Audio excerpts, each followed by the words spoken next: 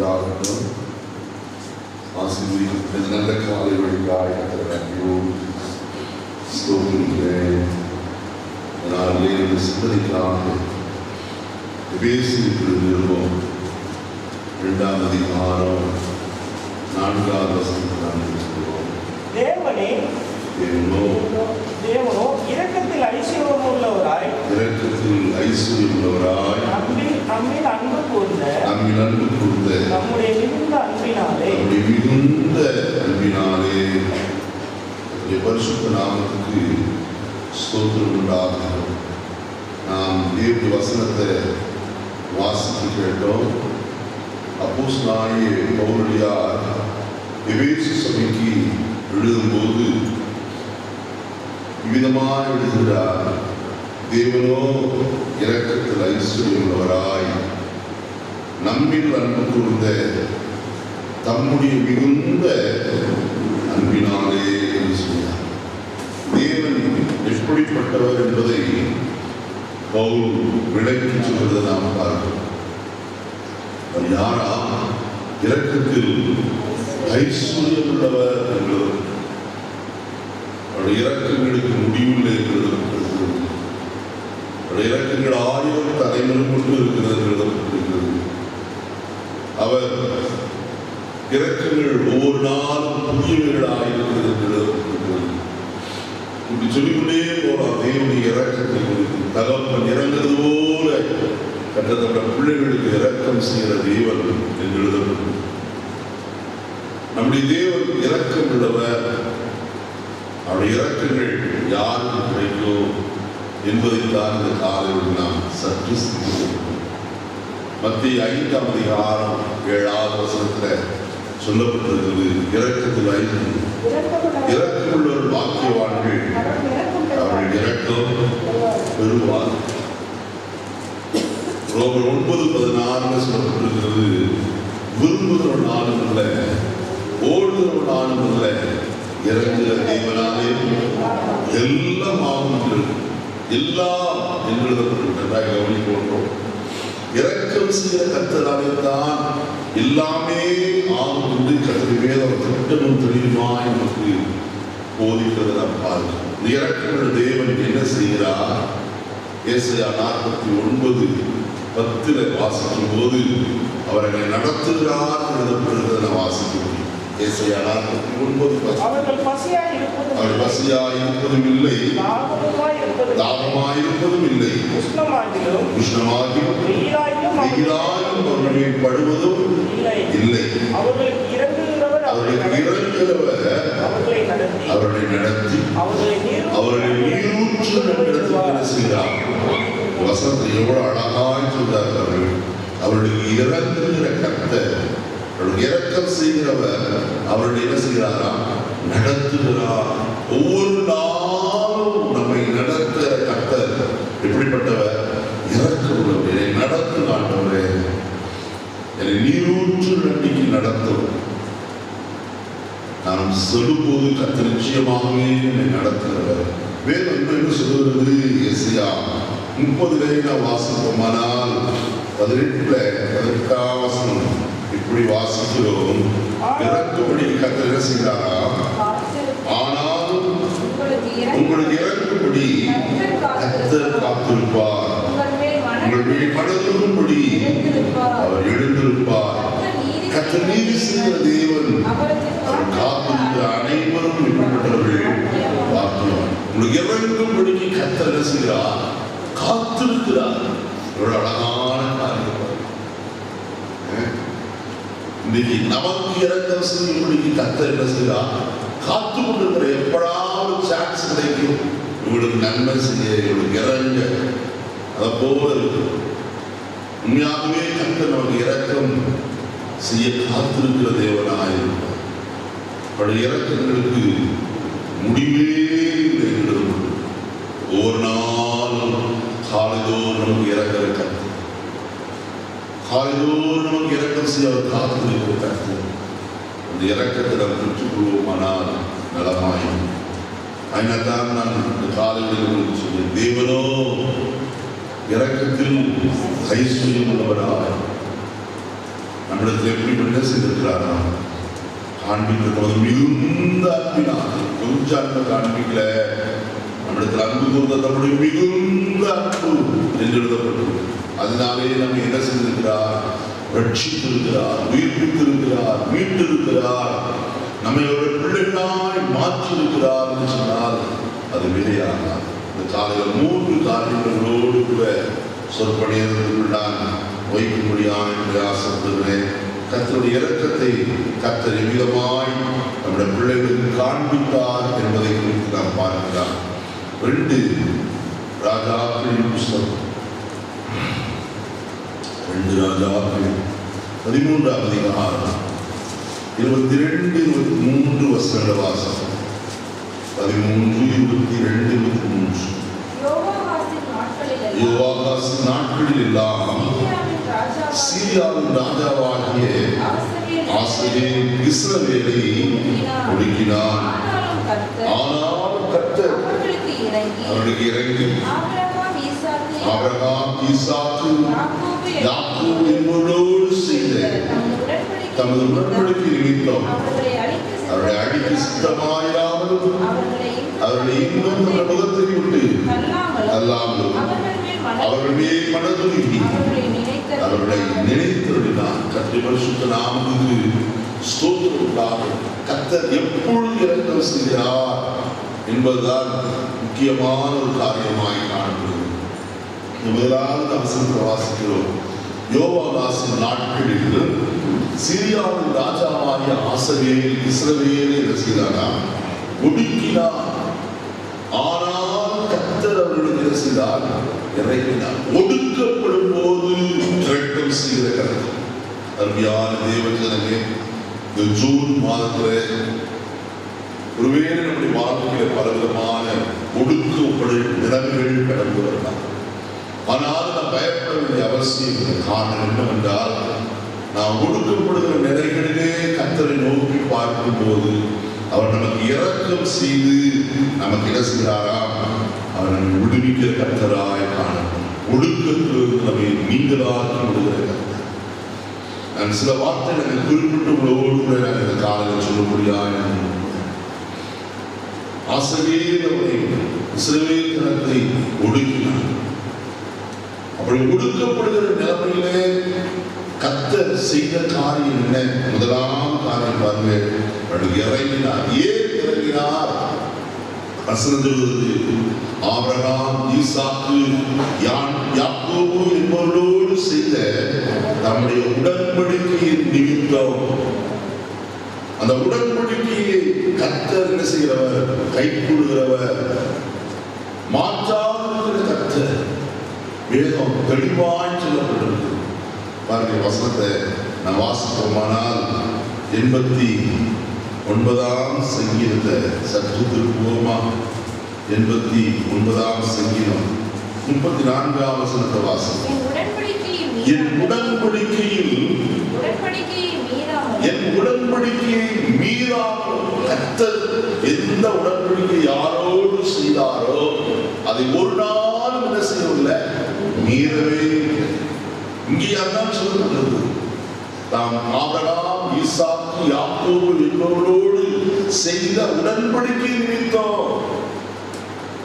அவர்கள் இஸ்ரவேல் புத்திரரை அழிக்க சித்தமாயிராமல் அவர்களை இன்னும் தம்முடைய முகத்தை விட்டு தள்ளாமலோ இஸ்ரவேல் மேல் மனதுருகி அவர்களை என்ன செய்திருக்கிறார்? நினைத்து இறங்கி என்ற வார்த்தை நன்றாய் குறிப்பிட்டு. 2வது காரியம் மனதுருகி. 3வது காரியம் கர்த்தருடைய நினைத்திருக்கிறார்.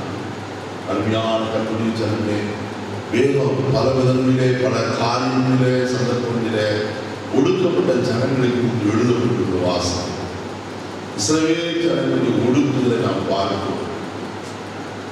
நாம் யாத்திராகமத்தின் புஸ்தகத்தில் வாசிக்கும் போது இவ்விதமாய் சொல்லப்பட்டிருக்கிறதை நாம் பார்க்க முடியும். வாசிப்போமா? யாத்திராகமத்தின் புஸ்தகம் 1ஆம் அதிகாரம் 8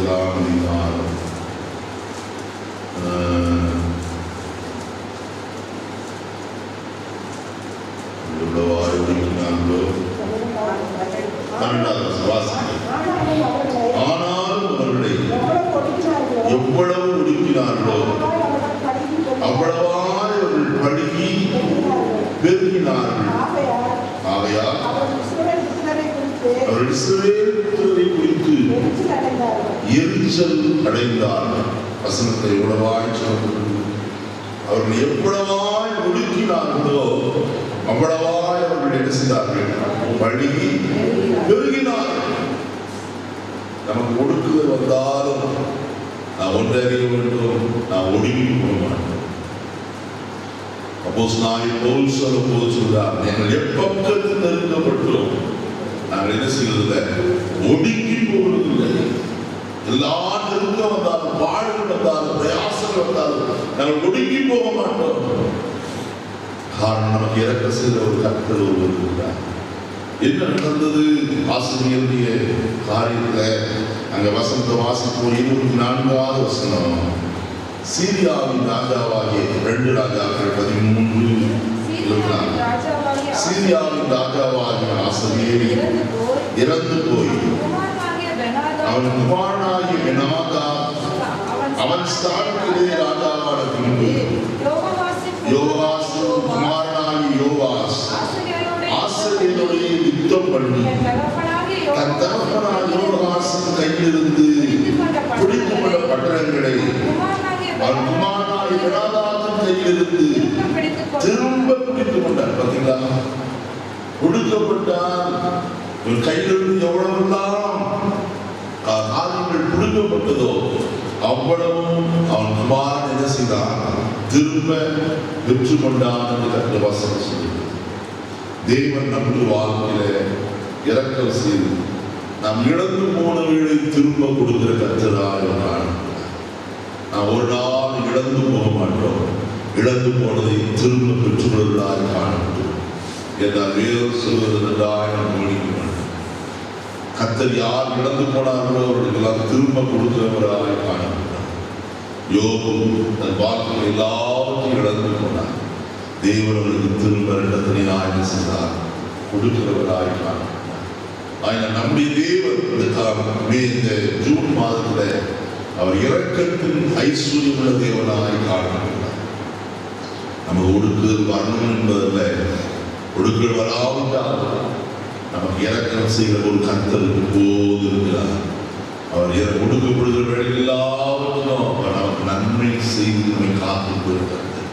ஒன்றை அறிந்து கொள்ள வேண்டும், வேதம் என்ன சொல்கிறது என்று சொல்லி ஏசாயா தீர்க்கதரிசியின் புத்தகம், ஏசாயா தீர்க்கதரிசியின் புத்தகம்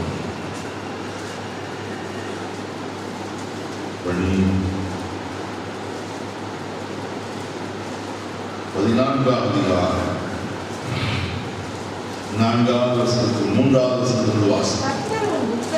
கர்த்தர் உன் துக்கத்தையும் உன் தத்தளிப்பையும் நீ அடிமையாக்கப்பட்டிருந்த கடினமான அடிமைத்தனத்தை நீக்கி உன்னை இளைப்பாறும் காலத்திலே நீ பாபிலோன் ராஜாவின் மேல் சொல்லும் வாக்கியமாவது ஒடுக்கினவன் ஒளிந்து போனானே, பொன்னகரி ஒளிந்து போயிற்று. உங்களை ஒடுக்கினவன் என்ன செய்து போனான்?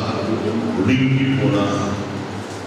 அதனால நமக்கு இரக்கம் செய்கிற கர்த்தர் ஒருவர் இருக்கிறார். ஒடுக்குதலின் நேரத்தை நமக்கு இறங்கி நம்மை நினைத்து விடுவார் என்பது சந்தேகம். 2வது அதுக்கு நான் கடந்து போவோம். 2 நாமத்தின் புத்தகம் 33ஆம் அதிகாரம் 11வது வசனத்திலிருந்து வாசனம்.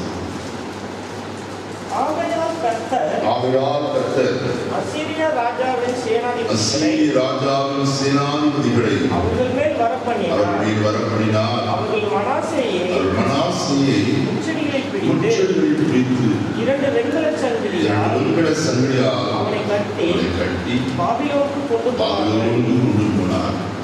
வசனத்தில் நான் வாசிக்கிற வேளையில இங்கே மனாசேய அங்கே அசீரிய ராஜாவின் சேனாதிபதிகள் பிடிக்கிறவர்களாக காணப்பட்டார். பிடித்து அவர்கள் செய்த காரியம் அந்த வசனத்தில் சொல்லப்பட்டிருக்கிறது. 2 வெண்கல சங்கிலியால் அவனை கட்டி அவனை பாபிலோனுக்கு கொண்டு போனார். மனாசே ஒரு ராஜா, இஸ்ரவேலின் ராஜாவாய் காணப்படுகிறவர். ஆனால் இப்பொழுது எதிராளிகள் அவனை பிடித்து அங்கே விலங்கிடப்பட்டு பாபிலோனுக்கு நடத்தி கொண்டு போகிறார். இது எதை காட்டுகிறது? அவமானத்தை காட்டுகிறது. ஒரு மனுஷன் நல்ல நிலையில் இருந்து அவன் ஏதாவது ஒரு குற்றத்தில் அகப்படுவான் என்று சொன்னால் அவனுக்கு ஏற்படுகிற காரியம் அவமானம். இன்றைக்கு நாம் செய்தித்தாள் வாசிக்கிறோம். ஏராளமான பெரிய பெரிய உத்தியோகஸ்தர்கள், நல்ல ஆபீசர்ஸ், அவர் லஞ்சம் வாங்கினதற்காக அது வேறு ஏதோ குற்றம் செய்வதற்காக கைது செய்யப்படும் போது தங்களுடைய முகத்தை அவர்கள் என்ன செய்கிறார்கள்? மறைக்க முயற்சி பண்ணுகிறார்கள். ஏன் அவமானம் தாங்க முடியவில்லை? இதுவரைக்கும் தலை நிமிர்ந்து நடந்தார்கள், எதற்கு பயப்படவில்லை. ஆனால் பிடிபட்ட போதோ வெட்டி குனிந்து நாணி போக வேண்டிய ஒரு நிலைமை. என் மனாசே நல்ல ராஜா, ஆனால் அவருடைய கிரியைகள் கத்தருக்குள்ளதாய் பொல்லாதவர்களாய் இருந்தபடியினாலே கத்தர் அவனை சத்துருக்களை ஒப்புடுகிறவராய் காணப்பட்டார். இங்கே பாபிலோனின் அசீரிய ராஜாவுக்கு கடந்து வந்து அவனை பிடித்து பாபிலோனுக்கு வெண்கல விலங்கு போட்டு கொண்டு போகிறார். அடுத்த 12-13 வசனங்களை வாசிப்போம். என்ன செய்தான்? இவன் இப்படி அவன் நெருக்கப்படுகையில் தன் தேவனாய் கர்த்தரை நோக்கி கெஞ்சி தன் பிதாக்களின் தேவனுக்கு முன்பாக மிகவும் தன்னை தாழ்த்தினான். அவரை நோக்கி அவன் விண்ணப்பம் பண்ணி கொண்டிருக்கிற போது அவர் அவன் கெஞ்சுதலுக்கு இறங்கி அவன் ஜெபத்தை கேட்டு அவனை திரும்ப தன்னுடைய ராஜ்யத்துக்கு வரப்படினார். கர்த்தரே தேவன் என்று அப்பொழுது மனாசே செய்தார். வசனத்தை பாருங்க, அவன் செய்த காரியம் அங்கே 12ஆம் வசனம் சொல்கிறது, இப்படி அவன் நெருக்கப்படுகையில் வேற வழியே எவ்வளவா ஒடுக்கினார்களோ தெரியவில்லை, என்ன உபத்திரவத்தை தண்டனை கொடுத்தார்களோ தெரியவில்லை, விலங்கிடப்பட்டு கொண்டு போகப்பட்டு அவன் நெருக்கப்படுகிற போது அவன் கர்த்தரை நோக்கி பார்த்தான். வசனம் சொல்லுது, ரொம்ப அழகாய் சொல்லுதான், இதுவரை தலை நிமிர்ந்து நடந்தவர், நெஞ்சை நிமிர்ந்து நடத்தி கொண்டிருந்தவர் இப்பொழுது கர்த்தருக்குள்ளதாய் தன்னை என்ன செய்கிறார்? தாழ்த்தினார். மாத்திரமல்ல, வசனம் சொல்வது அவன் கெஞ்சினான் என்கிறது. பாருங்க, அவன் விண்ணப்பம் பண்ணி கொண்டிருக்கிற போது அவர் அவன் கெஞ்சுதலுக்கு இறங்கி 12ஆம் வசனம் சொல்றார், கர்த்தரை நோக்கி கெஞ்சி. இப்ப விண்ணப்பம் பண்ணி கொண்டிருக்கையில் அவன் கெஞ்சுதலுக்கு கர்த்தர் இறங்கி அவன் ஜெபத்தை கேட்டு தன் ராஜ்யபாரத்துக்கு திரும்ப வரப்படினான். கர்த்தரை திரும்ப கொண்டு வந்தான். அவன் என்ன கெஞ்சினானோ தெரியவில்லை, ஆனால் வேதம் ரெக்கார்ட் பண்ணியிருக்கு. அடுத்த வசனத்தை பாருங்க, 15-16 வசனங்கள் வாசி. கர்த்தருடைய ஆலயத்திலிருந்து அந்நிய தேவருடைய விக்கிரகத்தை எடுத்து போட்டு கர்த்தருடைய ஆலயமுள்ள மலையிலும் எருசலேமிலும் தான் கட்டின எல்லா பலிபீடங்களையும் அகற்றி பட்டணத்துக்கு புறம்பாக கொடுவித்து கர்த்தருடைய பலிபீடத்தில் செப்பனிட்டு அதன் மேல் சமாதான பலிகளையும் ஸ்தோத்திர பலிகளையும் செலுத்தி இஸ்ரவேலின் தேவனாய் கர்த்தரை சேவிக்க வேண்டும் என்று பாருங்க. கெஞ்சி இருப்பது என்ன? ஆண்டவரே மன்னியும், நான் விக்கிரகங்களை சேவித்து இனி நான் அதிகமாக இருக்க மாட்டேன், அது எல்லாவற்றையும் நான் அப்புறப்படுத்தி உண்மை மாத்திர சேவிப்பேன் என்று கெஞ்சியிருக்கும். எனது வசனத்தில் அப்படிதான் சொல்லப்பட்டிருக்கிறத பார்க்கிறோம்.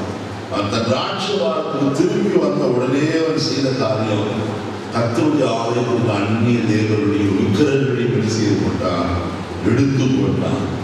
அடுத்து அவன் செய்த காரியம், எல்லா பலிபீடங்களையும் அகற்றினான். பட்டணத்துக்கு புறப்பாக கொடுவித்து கர்த்தருடைய பலிபீடத்தில் செப்பனிட்டு அதன் மேல் சமாதான பலிகளையும் ஸ்தோத்திர பலிகளையும் செலுத்தி இஸ்ரவேலின் தேவனாய் கர்த்தரை சேவிக்க வேண்டும் என்று யூதாவுக்கு முழுவதும் செய்தார். கட்டளையிடுகிறவனாய் நாளில் நான் சொல்கிற காரியம் அவமானங்கள் நேரிடும் போதுதான் விவிதமாய் மனாசே கர்த்தரை நோக்கி கெஞ்சினார். அவ்விதமாய் கெஞ்சின வேளையில கர்த்தர் அவனுக்கு என்ன செய்தார்? இரக்கம் பாராட்டினார்.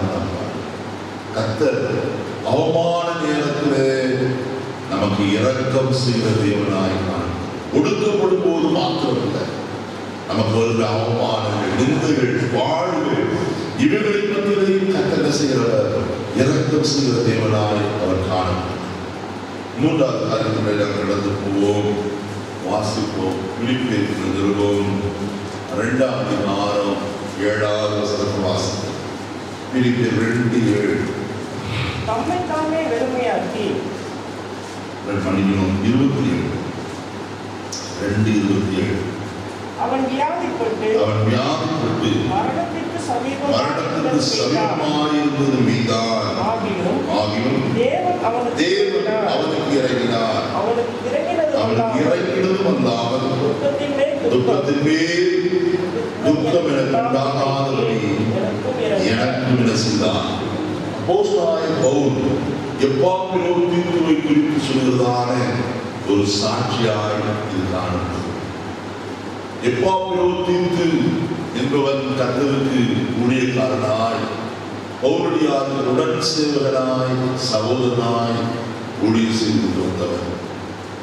அவர் மிகுந்த வியாதிப்பட்டு காணப்படுகிற நாட்களிலே வசனத்தில் சொல்லப்பட்டிருக்கிறது, அவன் மரணத்திற்கு சமீபமாயிருந்தான். எல்லாருக்கும் பெரிய துக்கம். நல்ல ஒரு ஊழியக்காரன் மரணத்திற்கு சமீபமாயிருக்கிறானே என்ற ஒரு துக்கம் எல்லாருக்கும் இருந்தது. அப்படிப்பட்ட நேரத்தில் வசனத்தில் வாசிக்கிறோம், ஆகிலும் தேவன் அவனுக்கு என்ன செய்தார்? எந்த நேரத்தில்? மரணத்துக்கு சமீபமாயிருந்த நேரத்தில், வியாதிப்பட்டு மரணத்துக்கு சமீபமாயிருந்த காலகட்டத்தில் கர்த்தர் அவனுக்கு இரக்கம் செய்தார். வசனத்தில் பவுல் சொல்கிறார், அவனுக்கு மாத்திரமல்ல எங்களுக்கும் எனக்கும் துக்கத்தின் மேல் துக்கம் உண்டாகாதபடிக்கு எனக்கு என்ன செய்தார்? இந்த காலை விடுதலே நான் சொல்கிறேன், கர்த்தர் நமக்கு இரக்கம் செய்கிறவர். எப்பொழுது? ஒடுக்கப்படும் போது மாத்திரமில்லை, அவமானப்படும் போது மாத்திரமில்லை, வியாதிப்படும் போது கர்த்தர் நமக்கு என்ன செய்கிறவர்? இறங்குகிற கர்த்தராய் காணப்படுகிறார். அருமையான தேவச்சரமே, கர்த்தர் மனதுருகி என்று எழுதப்பட்டிருக்கிற வார்த்தையை நாம் வேதத்தில் வாசிக்கிறோம். இயேசு வாழ்ந்த நாட்களிலே வியாதியஸ்தர் அவர் என்ன செய்தாராம்? மனதுருகி அவருடைய தொட்டு சுகமாக்கினார்கள். அதே போல கர்த்தர் அருமையான எப்பாப்பிலோன் தீத்துவுக்கு அவன் வியாதியிலே மரணத்துக்கு சமீபமாக இருந்த போது அவனுக்கு இறங்கி அவனை சுகமாக்கினான். மாத்திரங்கள கூட உடன்படிக்கையாகிய மக்கள் எல்லாருக்கும் அந்த துற்றம் இருந்தது. அவர்களுக்கும் சேர்ந்து கர்த்தர் என்ன செய்தார்? இறங்கினார். அவர்கள் எல்லாரும் ஒருமித்து கர்த்தரை என்ன செய்தார்கள்? மகிமைப்படுத்துவதாய் காணப்படுகிறார். இந்த நாளிலே அந்த முடிவுரையாய் சொல்கிற காரியம், நம்முடைய வாழ்க்கையில ஒடுக்கப்படுதல் வரும்போது அவர் இரக்கம் செய்கிறார். அவமானப்படும் போது இரக்கம் செய்கிற கர்த்தர், வியாதி வரும்போதும் இரக்கம் செய்கிற கர்த்தர். இந்த கர்த்தரை உறுதியாய் எடுத்துக் கொள்வோம். அவருடைய இரக்கங்களுக்கு முடிவு. அவர் இரக்கத்தில் எப்படிப்பட்டவர்?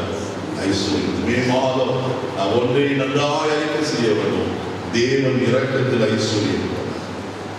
இந்த வார்த்தையை நான் ஒவ்வொரு நாளும் சொல்லிக் கொண்டிருப்போமானால் இந்த நாள் முழுவதும் தேவனின் வாழ்க்கையில இரக்கத்தில் ஐஸ்வர்யமுள்ளவராய் காணப்படக்கூடாது சொல்லுவோமானால் உண்மையாகவே இரக்கங்களை நாம் ஒவ்வொரு நாளும் பெற்றுக்கொள்ள முடியும். தொடர்ச்சியாய் நம்மை முற்றுமுடி நடத்துகிறவராய் காணப்படுவார். இந்த வார்த்தை நமக்கு ஆசீர்வதித்து தருவாராக. ஜெபிப்போமாக. எல்லாரும் கர்த்தரை நோக்கி காலை நேரத்தில் தேவ சமூகத்தில் நாம் கூடி வந்தோம். அவரை தொழுது ஆராதிக்கிறோம்.